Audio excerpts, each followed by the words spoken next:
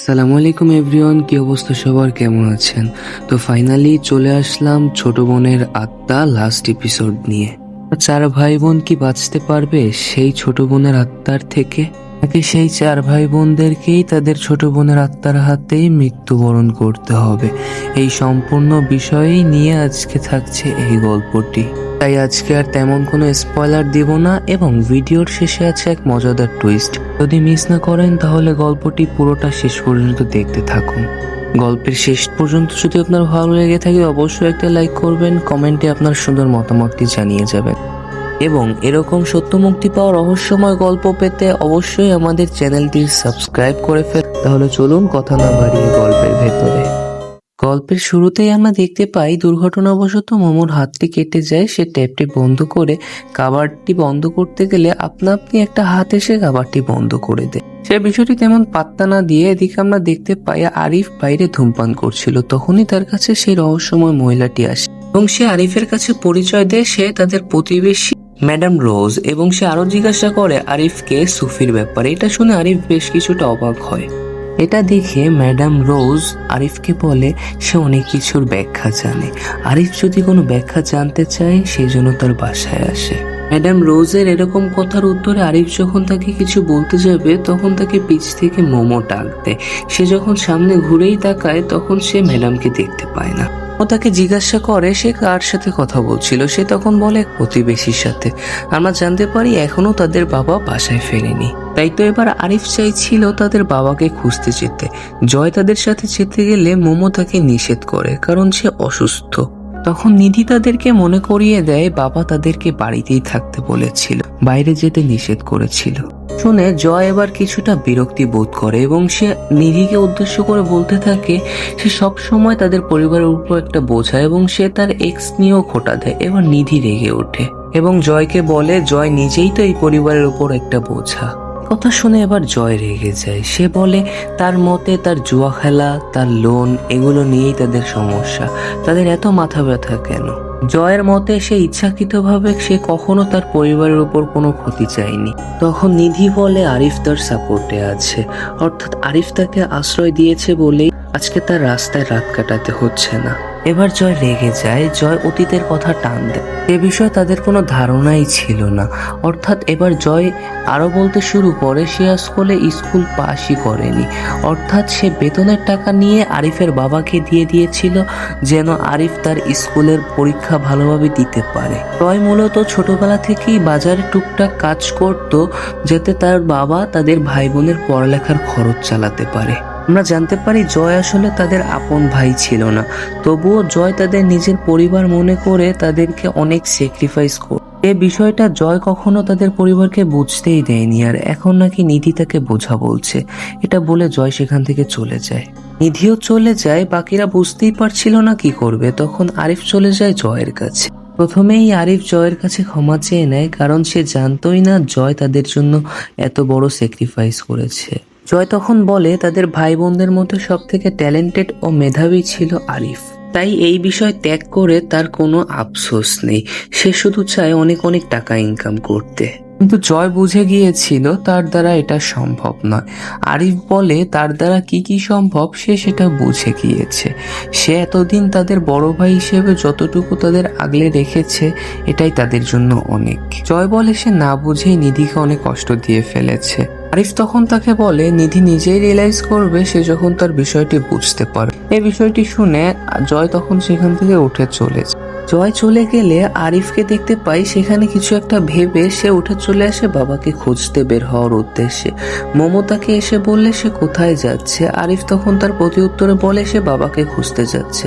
তখন মমতার সাথে যেতে চাইলে আরিফ বলে না, তুমি বাসায় থাকো, জয় ও নিধির খেয়াল। মোমোর জোরাজুরিতে এক পর্যায়ে আরিফ রাজি হয়ে যায় এবং সে যখন তার গাড়ির চাবিটি খুঁজতে যায় তখন তার মনে পড়ে যায় সেই ঘটনাটি, অর্থাৎ তারা যখন গাড়িটিতে অ্যাক্সিডেন্ট করেছিল, অর্থাৎ গাড়িটি যখন ব্লাস্ট করেছিল তখন সেই সময় চাবিটি গাড়ির ভিতরেই রয়ে গেছিল।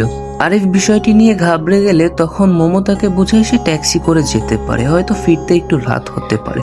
তখন সে টর্চ লাইট নিয়ে এসে তারা দুই ভাই বোন চলে যায় ট্যাক্সির উদ্দেশ্যে। পর তারা মেন রাস্তায় পৌঁছালে একটা ট্যাক্সি দেখতে পায়, কিন্তু তাদের হাতের ইশারায় ট্যাক্সিটি থামে না। ঠিক তখনই আরিফ সুফির আত্মাকে দেখতে পায়।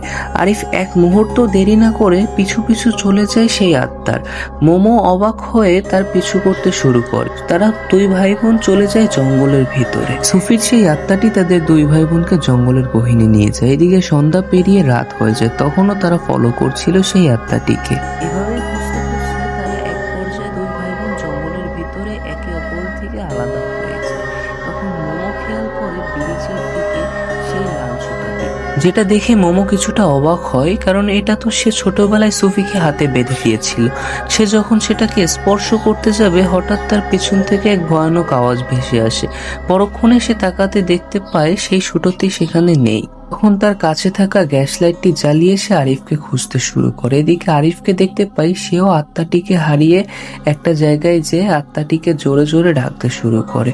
তখনই আমরা দেখতে পাই তার পিছনে ভাসমান সেই আত্মাটিকে পুতুল হাতে নিয়ে। আরিফ বিষয়টি দেখে ঘাবড়ে যায়। সুফির আত্মা তখন তাকে বলে তাকে ছেড়ে না যায়, অর্থাৎ সে যেন তাকে ছেড়ে না যায়, তার সাথেই থাকে। হঠাৎ আচমকা আত্মাটি তার পিছনে চলে আসে। সে ঘাবড়ে দৌড়ে পালাতে শুরু করে। ঠিক তখনই আমরা দেখতে পাই মোমো গ্যাস লাইট জ্বালিয়ে জঙ্গলের ভিতর আরিফকে খুঁজছিল। ঠিক তখনই মোমোর পাশেই আমরা ওই আত্মাটিকে দেখতে পাই, যাকে খেয়াল না করে মোমো এগিয়ে আসে। ঠিক তখনই আমরা দেখতে পাই জয় আসে নিধির কাছে ক্ষমা চাইতে। তার অতীত নিয়ে কথা বলার জন্য সে নিধির কাছে ক্ষমা চাইতে শুরু করে। আচমকা নিধি তার পিছন থেকে ডাক দেয়। জয় তো অবাক হয়ে যায়, সে এতক্ষণ তাহলে কার সাথে কথা বলছিল। তাকিয়ে দেখে সামনে থাকা সেই নিধি গায়েব হয়ে গিয়েছিল। সে তো পুরোই ঘাবড়ে যায়। বিষয়টা নিয়ে নিধিকে সম্পূর্ণটা বলতে শুরু করে। নিধি বলে, আমি তো মাত্রই এখানে আসলাম। জয় বিষয়টা নিয়ে ভীষণ ঘাবড়ে যায়। তখন তারা দুই ভাই বোন তাদের নিজেদের ভিতর কথা বলে এবং সকল সমস্যার সমাধান করে। এদিকে তখনও আরিফ ওই আত্মার থেকে বেঁচে পালিয়ে বেড়াচ্ছিল। এদিকে ওই আত্মা আরিফের আশপাশ দিয়ে ঘুরে বেড়াচ্ছিল। এদিকে তখন মোমো আরিফকে খুঁজে পায় এবং আরিফকে জোর করতে থাকে বাড়ি যাওয়ার জন্য। যদিও আরিফ তখনও সুফির আত্মাকে খুঁজতে চাইছিল। সমস্যা তখনই দেখা দেয় যখন তারা ঘুরে ফিরে এক রাস্তায় আসছিল, অর্থাৎ বলা যায় তারা এক ভয়ঙ্কর গোলকধাঁধায় পড়ে গিয়েছিল। এখন তারা দুই ভাই বোন বুঝতেই পারছিল না তারা এখন কি করবে। এদিকে তাদের নিয়ে চিন্তা করছিল বাড়িতে নিধি, এবং সে বলে তাদের বাবা তাদের বাড়ি থেকে বের হতে নিষেধ করেছিল। হঠাৎ নিধি আয়নায় লক্ষ্য করে তার এক ভয়ঙ্কর রূপ। সে এটা দেখে থমকে যায়। হঠাৎ তাকে জয় পিছন থেকে ডাক দিলে সে ঘাবড়ে যায়। সে কিছুতেই বুঝতেই পারছিল না সে এইমাত্র কি দেখেছে। অন্যদিকে আরিফ ও মোমো তখনও পর্যন্ত জঙ্গলের ভিতরে রাস্তা খুঁজছিল। হঠাৎ আরিফের চোখ আটকে যায় একটা দিকে। সে লক্ষ্য করে সেখানে ম্যাডাম রোজ। আরিফ এক মুহূর্ত দেরি না করে তার পিছু নিতে শুরু করে। পিছু নিতে নিতে হঠাৎ তারা ফাইনালি মেইন রোডে পৌঁছায়। তারা হয়তো ভেবেছে এতক্ষণে বাবা বাসায় ফিরে এসেছে। এই আশা নিয়ে তারা হাঁটতে থাকে দুই ভাই বোন বাড়ির উদ্দেশ্যে। বাড়ি ফিরেই হাঁপিয়ে গিয়েছিল। মোমোর মতে তাদের এইভাবে বাইরে যাওয়াটা উচিত হয়নি। তাদের বাবা নিষেধ করেছিল। তাদের উচিত ছিল তাদের বাবার কথা শোনা। তখন মোমো আরিফকে বলে সে বের হওয়ার সময় কাকে ফলো করছিল। এই কথা শুনে আরিফের তখন ম্যাডাম রোজের কথা মনে পড়ে গিয়েছিল। ম্যাডাম রোজ তাকে যেতে বলেছিল তাদের বাসায়। সে তখনই দেরি না করে মোমোকে নিয়ে বেরিয়ে পড়ে ম্যাডাম রোজের বাসার দিকে। কিছুই বুঝতে পারছিল না। তারা যখন বাড়ির সামনে যায় মিউজিকের শব্দ শুনতে পায়। দরজার সামনে যেতেই তাদের দরজা আপনা আপনি খুলে যায়। এই বিষয়টি নিয়ে মোমো ভীষণ ঘাবড়ে যায়। দরজাটি খুলে গেলে দেখা যায় ম্যাডাম রোজকে, যে কিনা তাদেরকে ভিতরে ডাকছিল। তারা ভিতরে গেলে মোমোকে ম্যাডাম রোজ পরিচয় দেয় সে মনিকা। তাদেরকে বসতে বলা হয়। ম্যাডাম রোজ তাদেরকে জিজ্ঞাসা করে তারা কি জঙ্গলের দিকে গিয়েছিল কিনা। এই বিষয়টি নিয়ে তারা জিজ্ঞাসা করলে তারা বলে সে সবই জানে। পর সে বলতে থাকে সুফির ব্যাপারে, অর্থাৎ সুফি এখনো ভয়ে আছে, সে এখনো শান্তি পায়নি। তাদেরকে বিষয়টা মেনে নিতে হবে, তাদেরকে যেতে দিতে হবে, তাদেরকে বিষয়টি বুঝতে দিতে হবে। এখনো তাকে বিদায় দেওয়া হয়নি। এই বিষয়টি শুনে মোমো কিছুই বুঝতে পারে না। সে তখন একটু বুঝিয়ে বলতে বলে। তখন ম্যাডাম রোজ মিউজিকটি অফ করে তাদেরকে বলে সে তাদের সাহায্য করতে পারে সুফির সাথে কথা বলার জন্য, তবে এজন্য তাদের মধ্যে যে কোনো একজনকে সুফির একটা বস্তু নিয়ে পশ্চিম দিকে ফিরে বসতে হবে। কথা বলে ম্যাডাম রোজ আরিফের দিকে একটা মন্ত্র পড়া চিঠি এগিয়ে দেয়, দিয়ে বলে এটা তোমার পাঠ করতে হবে। তবে ম্যাডাম রোজ জানায় এর বদলে তারও একটা সাহায্যের প্রয়োজন। তবে ম্যাডাম রোজকে আরিফ বলে সে কি এমন সাহায্য চায় তাদের কাছে যে বিষয়টি আমাদেরকে জানানো হয় না। কথা বলে তারা চলে আসতে লাগলে মোমোর মতে বোঝা যায় সে ম্যাডাম রোজকে বিশ্বাস করতে পারছে না। আরিফের মধ্যে এটা ছাড়া কোনো উপায় নেই। ঠিক সেই সময় আরিফ আর মোমো রাস্তা দিয়ে যাচ্ছিল, দুজন মহিলাকে দেখে তারা সালাম দেয়। মহিলা দুইটা তখনই শিউরে ওঠে এবং একে অপরকে বলতে থাকে পাশে কবরস্থান থাকায় হয়তো তাদের এমন লাগছে। বিষয়টি তেমন গুরু না দিয়ে আরিফ ও মোমো বাসায় চলে আসে। বাড়িতে এসে মোমো আরিফকে অনেকভাবে বোঝানোর চেষ্টা করে যে তারা হয়তো সবাই টেনশনে আছে, স্ট্রেস নিচ্ছে, তাই বলে এই না মিসেস রোজের মতো একটা মানুষকে তারা বিশ্বাস করবে। তবে আরিফের মনে হচ্ছিল যা কিছু হচ্ছে কোনো কিছুই স্বাভাবিক না, তাই তো তাদের উচিত একটা চান্স নেওয়া। কিন্তু এই সকল বিষয়তে মোমো তো একদমই বিশ্বাসী ছিল না, কারণ তার সাথে এখনো এরকম ভয়ানক কিছু ঘটেনি। সে মনে করে আরিফ হয়তো ভেঙে পড়েছে, অর্থাৎ আরিফ সুফির মৃত্যুতে অনেক দুর্বল হয়ে পড়েছে। এই বিষয়টা নিয়ে আরিফও তেমন মাথা ব্যথা না করে সে চলে যায় কফি বানাতে। তখন মোমো বাইরে একা বসেছিল, হঠাৎ সে লক্ষ্য করে তার সামনে দিয়ে কেউ একজন চলে যায়। সে ভীষণ অবাক হয় এবং সে লক্ষ্য করে সেই অনুযায়ী সে সেখানে কাউকে একটা দেখতে পায়। সে যখন আরেকটু সামনে আগায় তখন আচমকা তার পা ধরে টান দেয় এক ভয়ানক হাত, ফলে সে চিৎকার করে ঘরে ঢুকে চলে আসে। ফাইনালি সেও এবার এখন আরিফকে বিশ্বাস করতে শুরু করে।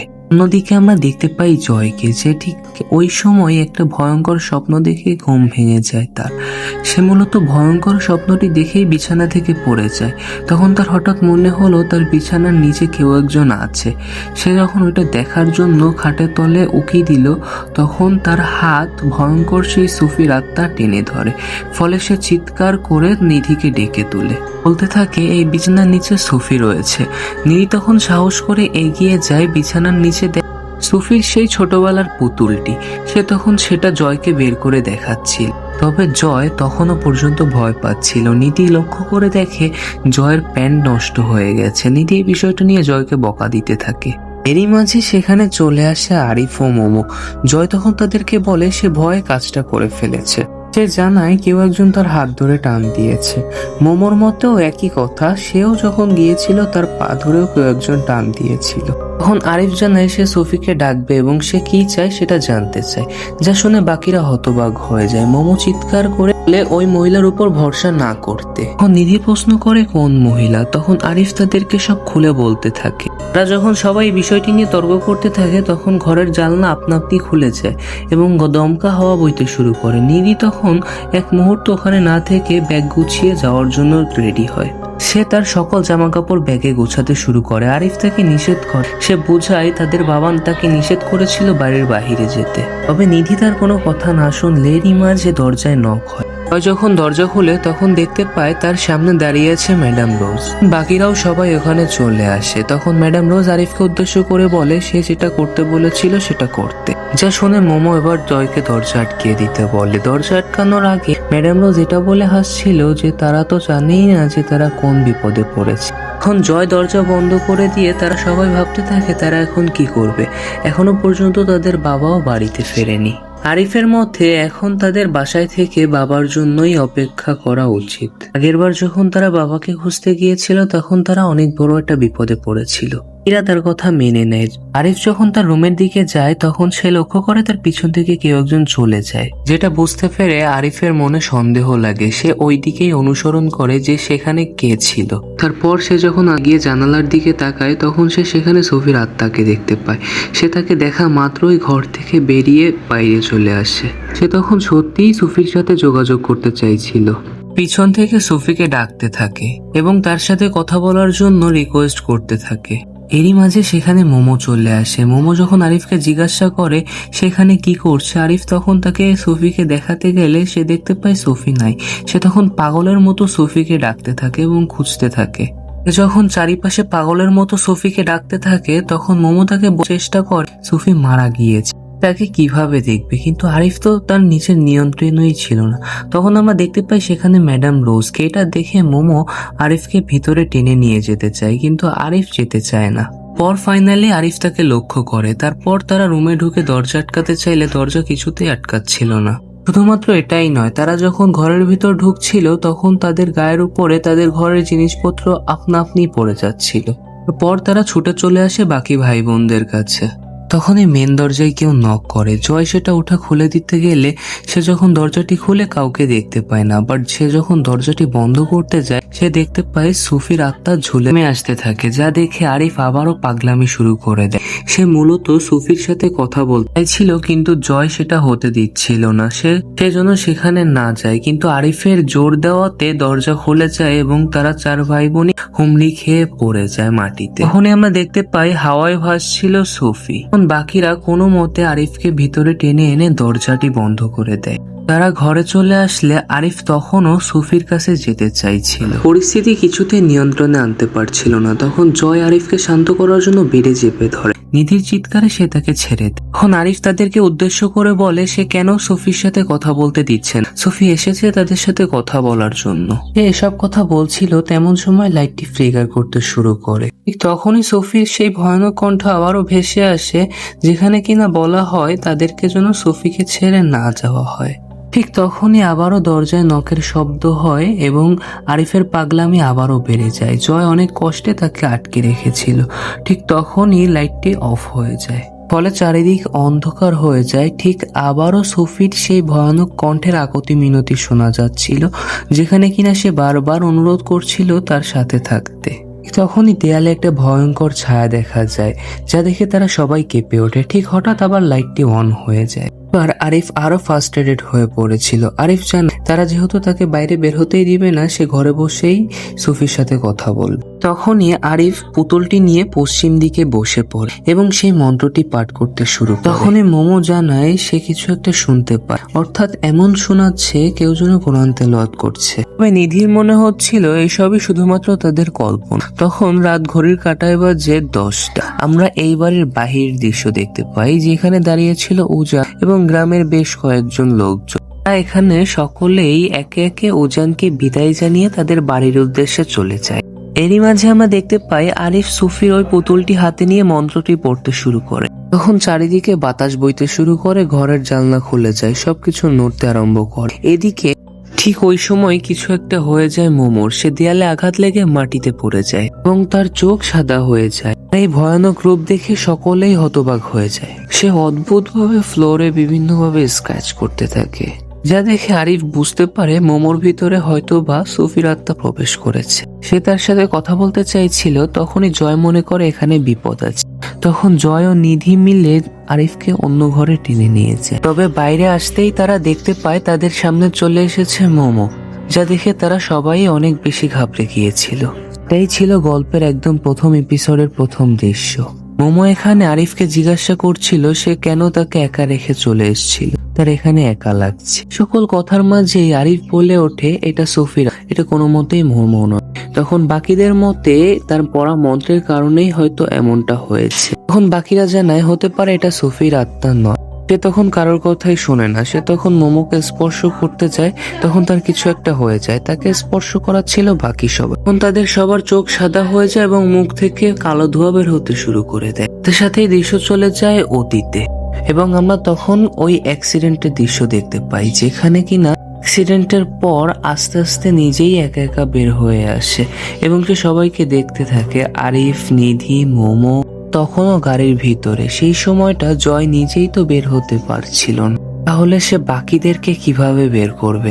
সে এটা দেখে শান্তি পেয়েছিল যে বাইরে বেরিয়ে গিয়েছে সুফি তখন তার ভাই বোনদের জন্য কিছু একটা করবে, তার আগেই গাড়িতে আগুন ধরে যায় এবং সেটা তার চোখের সামনেই ব্লাস্ট হয়ে যায়। চোখের সামনেই ভয়ানক অ্যাক্সিডেন্টে তার ভাই বোন মারা যায়। ওই সময় সে তার ভাই বোনকে একটাই কথা বলছিল, তারা যেন তাকে ছেড়ে না যায়, তার সাথেই থাক। কিছুক্ষণের মধ্যেই ওখানে চলে আসে পুলিশ এবং অ্যাম্বুলেন্স। এদিকে বাড়িতে অপেক্ষা করছিল ছেলে মেয়েদের জন্য উজান, যে বিষয়টা ততক্ষণে সুফি তাকে ফোন করে সবকিছু জানিয়ে দিয়েছিল। এই দৃশ্য আমরা আগেও দেখেছি। গতরাতে যখন ওজান, আরিফ, রিধি, মোমো ও জয়কে ঘরে রেখে বেরিয়েছিল, মূলত তখন সে বুঝতে পেরেছিল তারা মারা গিয়েছে। এই মুহূর্তে যারা তার সামনে আছে তারা সকলেই আত্মা। এই কারণেই ওজান তাদের সবাইকে বাড়ির বাইরে যেতে নিষেধ করেছিল, যে কারণে তারা বাইরে গেলে খারাপ আত্মায় পরিণত হতে পারে। তাদের দ্বারা ভুলবশত কারো ক্ষতি হয়ে যেতে পারে, যে বিষয়টা চাইছিল না ওজান, যেহেতু তখনও তারা জানতো না তারা মারা গিয়েছে। এক রাতের ভিতরেই সব সম্পূর্ণ করে তাদের আত্মার মাগফিরাত কামনা করা হয়। তারা চারজন তো ভাবছিল তারা মারা যায়নি, বরং সুফি মারা গিয়েছে, যে কারণে সুফির কান্নার আওয়াজ, সুফির উপস্থিতি তাদের সবাইকেই ভয় পাওয়াচ্ছিল। সেই সাথে তাদের আত্মার যখন মাগফিরাত কামনায় দোয়া করা হচ্ছিল, তখনও তাদের বেশ অদ্ভুত লাগছিল। কারণেই মূলত আরিফ আর মোমো যখন বাইরে গিয়েছিল, ট্যাক্সিকে ইশারা করলে ট্যাক্সি থামছিল না, কারণ মানুষ তো তাকে দেখতেই পারছিল, যে কারণে ওই দুই মহিলা তাদের পাশ দিয়ে যাওয়ায় তারাও শিউরে উঠছিল। এখন প্রশ্ন আসতে পারে ম্যাডাম রোজকে, হতে পারে সে কোনো এক শয়তান বা এক খারাপ আত্মা, যে কিনা চার ভাই বোনকে ব্যবহার করতে চাইছিল, কিন্তু এই কাজটা করতে দেয়নি তাদের বাবা ওজান। সে তাদের আত্মাকে রক্ষা করার জন্যই সে মূলত এত কিছু করছিল। এখন ফাইনালি তারা সবাই সবকিছু বুঝতে পেরে গিয়েছিল। তখন তারা তার বাবার সামনে দাঁড়িয়ে একটাই কথা জিজ্ঞাসা করছিল, তারা কি আসলেই মারা গিয়েছে? এই কথার প্রতি উত্তরে ওজান বলে, তোমাদের এখন এটা মেনে নেওয়া ছাড়া আর কোনো উপায় নেই। এরই মাঝে সেখানে সুফি চলে আসে এবং ওজান গিয়ে তার হাত এবং তাকে বোঝায় এখন তোমাকে তোমার ভাই বোনদেরকে বিদায় দিতে হবে, যাতে করে তারা সবাই পরকালে শান্তি পায়। তখন কান্না করতে থাকে এবং তাদের কাছে ক্ষমা চাইতে থাকে। যাওয়ার ঠিক মুহূর্ত আগেই তারা বলে যায় তারা তার বোনকে অনেক বেশি ভালোবাসে। এ কথা তারা গায়েব হয়ে যায়। শেষ দৃশ্যে আমরা সুফিকেও সুফির বাবাকে ঝর্ণার কাছে দেখতে পাই। ঠিক সেখানে তারা পাঁচ ভাই বোনও বের হয়েছে। ঠিক সেখানে আমরা ম্যাডাম রোজকেও দেখতে পাই, যে কিনা তখন সুফিকে বলতে থাকে তার মৃত্যু নিজেকে শেষ করে দেওয়ার মাধ্যমে হয়নি, তাকে কেউ খুন করেছে, তার বাবা যেন তাকে সাহায্য করে। এটা বলে সে সেখান থেকে হাসতে হাসতে গায়েব যায়। সুফি তখন বুঝতেই পারছিল না তার সাথে কি হয়েছে। যাই হোক, এরই মাঝে এখানে এই গল্পটির সমাপ্তি ঘটে। আশা করি গল্পটি আপনাদের অনেক বেশি ভালো লেগেছে। যদি ভালো লেগে থাকে একটি লাইক করুন, কমেন্টে জানান কেমন লেগেছে, এবং আমাদের এই চ্যানেলে যদি আপনি নতুন হয়ে থাকেন please subscribe to our channel and bell আইকনটি ক্লিক করে রাখবেন নতুন ভিডিও পাওয়ার জন্য। আজকের মতো বিদায় নিচ্ছি আমি এখানেই। Thank you so much for watching this video. সবাই ভালো থাকবেন, দেখা হবে নতুন ভিডিওতে। আল্লাহ হাফেজ।